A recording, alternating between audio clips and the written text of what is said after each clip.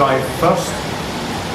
That drive is going to take us from the circuit out past the Sheikh Zayed Mosque and past Masdar City, the new development, and around across one of the oldest bridges in Abu Dhabi towards the golf club. You'll also see one of the newest bridges in Abu Dhabi as we drive across the oldest bridge. That will take us to the golf club where we'll stop and we'll have a short break, do a driver change, and then we'll head back by a slightly longer route back onto the island, and then you'll have time to have a look around and we'll have lunch. Speeding tickets عليكم. Okay. The lunch important, yeah? Yeah. We drive to the restaurant. Okay. 2 drivers per car, as you can see, and the speed limit on the circuit, within the fencing of the circuit, is 30 kilometers an hour, so we're moving quite slowly to begin with. Too slow. There are numerous cameras both on the island and outside, so it would be wise to keep pace with us. We know where the cameras are, but we also know who you are, so we'll be sending you the tickets otherwise. Exactly. First thing, when you get into the car, there is a record sheet. I need to have the drivers sign onto the record sheet as they go out, and we'll do that again at the golf club when you're coming back. What's the fine for driving past here? Sorry? What's the fine for driving on the road? The fine for speeding. We don't let you go back to Saudi Arabia ever again. You can't go home. This could be a stay here. This could be a plus. This could be a plus. Okay,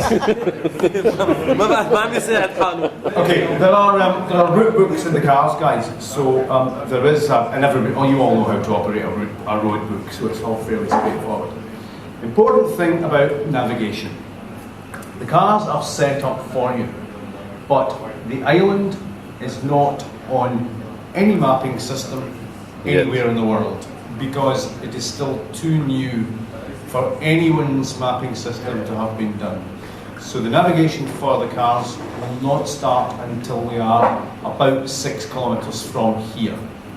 So I'll get you off the island, and then I'll stop, I'll put my hazard flashers on for the first group, and Neil, my colleague, will be taking the second batch, and he will stop and put his hazard flashers on. We'll then come down the cars and make sure that you are all connected up so that you can operate that. And we'll be working with this button. This is the MMI button, which has been talked about already. The system will be set up in place. All you have to do is press that once, give it a second for the equipment to find the route that we're looking for, press it a second time, and your route will come up on there, and that will give you guidance all the way to the golf club, and it will remain set until you come back to the island later. Very straightforward, as long as you don't play around with it until we get there. Air conditioning controls, the car will also be cooled down. If it's too cold for you, a twist to the right will adjust the temperature. I'll just go back to the last few points there. As James has said already, no telephones please, especially if you're driving and trying to film at the same time. That really doesn't work. Neil and I will be in 2 Q7s. I'll be driving the grey one, and Neil will have the white one. If you get lost at any point, there's an emergency number in the road book. Don't hesitate to call. James will look after that and we'll guide you in if we have to. But once you're on the nav, you really can't go wrong. And of course, no smoking.